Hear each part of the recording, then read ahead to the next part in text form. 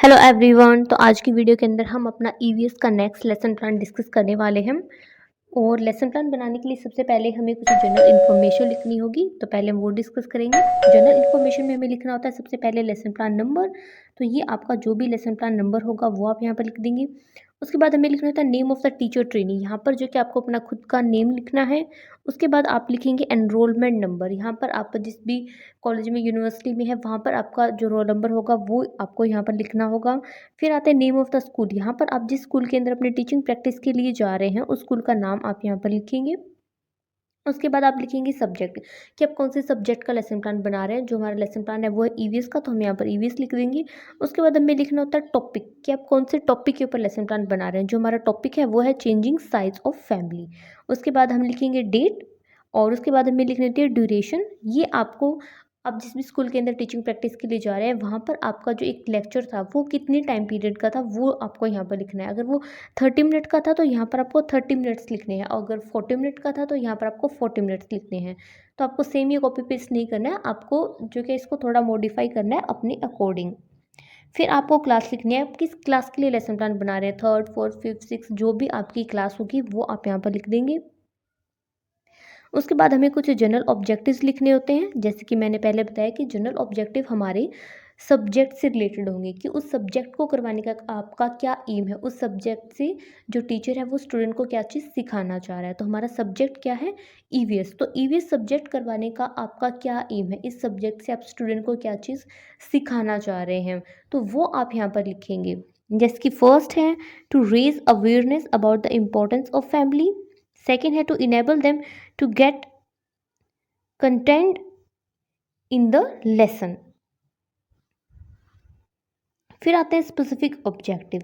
जो specific objective होते हैं वो हमारे टॉपिक से रिलेटेड होंगे कि उस टॉपिक को करवाने का आपका क्या एम है। तो यहाँ पर आप अपने टॉपिक से रिलेटेड भी कुछ अपने ऑब्जेक्टिव लिख देंगे। फिर आता है प्रीवियस नॉलेज। अब जो कि हमें स्टूडेंट की प्रीवियस नॉलेज भी टेस्ट करनी होती है, ये जानने के लिए कि स्टूडेंट उस टॉपिक के बारे में पहले से कितना जानते हैं।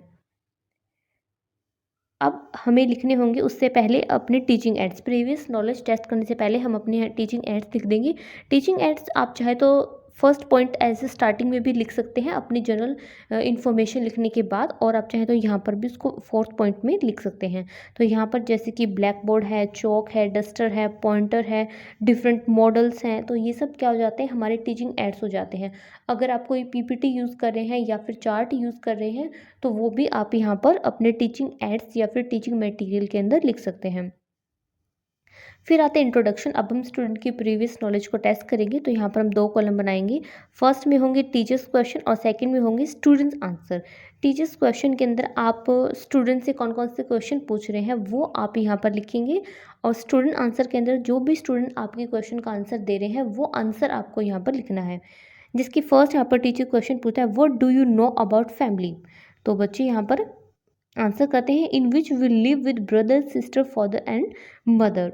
सेकंड यहाँ पर टीचर क्वेश्चन पूछता है, who earns for your family. तो यहाँ पर जो स्टूडेंट आंसर देंगे वो हमें लिखना होगा। फिर हम इनसे थर्ड क्वेश्चन पूछेंगे और स्टूडेंट का जो रिस्पॉन्स है वो हम यहाँ पर लिख देंगे।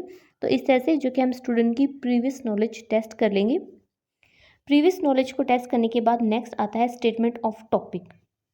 वीडियो में आगे बढ़ने से पहले अगर आपने अभी तक वीडियो को लाइक नहीं किया तो वीडियो को लाइक कर दें, और चैनल के ऊपर न्यू है तो चैनल को सब्सक्राइब कर दें, जिससे आपको आने वाली वीडियो का नोटिफिकेशन मिल जाए। साथ में आप जो क्या इस लेसन प्लान को अदर स्टूडेंट के साथ भी शेयर कर सकते हैं, और इस चैनल के ऊपर आपको और भी सब्जेक्ट से रिलेटेड सारे लेसन प्लान मिल जाएंगे, तो वो भी जाकर आप देख सकते हैं। और ये लेसन प्लान आपको कैसा लगा ये कमेंट करके बता सकते हैं। फिर नेक्स्ट आता है हमारे पास प्रेजेंटेशन। अब जो हमारा टॉपिक है उसको हम डिटेल के अंदर एक्सप्लेन करना यहाँ पर स्टार्ट करेंगे स्टूडेंट के सामने। तो यहाँ पर आप 2 कॉलम बना सकते हैं, और आप चाहें तो 3 कॉलम भी बना सकते हैं। थर्ड कॉलम आपको कौन सा बनाना है वो मैं भी बताऊँगी। तो फर्स्ट कॉलम होगा हमारा टीचर्स एक्शन, सेकेंड होगा स्टूडेंट एक्टिविटी, और जो थर्ड कॉलम होगा वो आप बना सकते हैं अपना ब्लैक बोर्ड वर्क के लिए, क्योंकि आप ब्लैक बोर्ड के ऊपर भी कुछ मेन जो पॉइंट्स होंगे आपके लेसन में वो आप लिख सकते हैं। तो उसके लिए भी आप अपना एक थर्ड कॉलम यहाँ पर बना सकते हैं। कॉलम बनाते समय आपको जो कि अपनी फाइल का जो साइज़ है वो ध्यान में रखना है, आपको कॉलम उसी के अकॉर्डिंग ही बनाने हैं।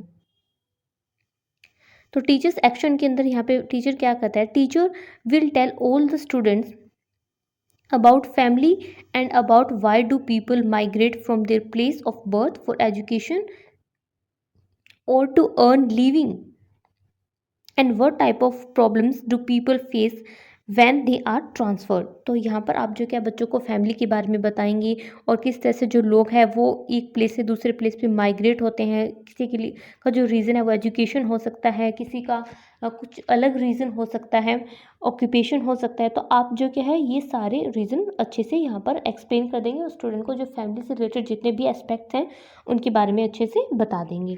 जो स्टूडेंट है उसको ध्यान से सुनेंगे और अपनी जो नोटबुक के अंदर नोट करेंगे, और आप चाहें तो ब्लैक बोर्ड के ऊपर भी कुछ मेन पॉइंट जो है वो लिख सकते हैं।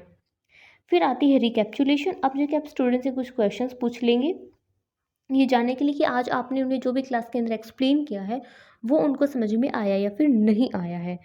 जिसकी फर्स्ट यहाँ पर टीचर क्वेश्चन पूछता है why do we earn money, और सेकंड टीचर क्वेश्चन पूछता है what are the main reasons for family migration.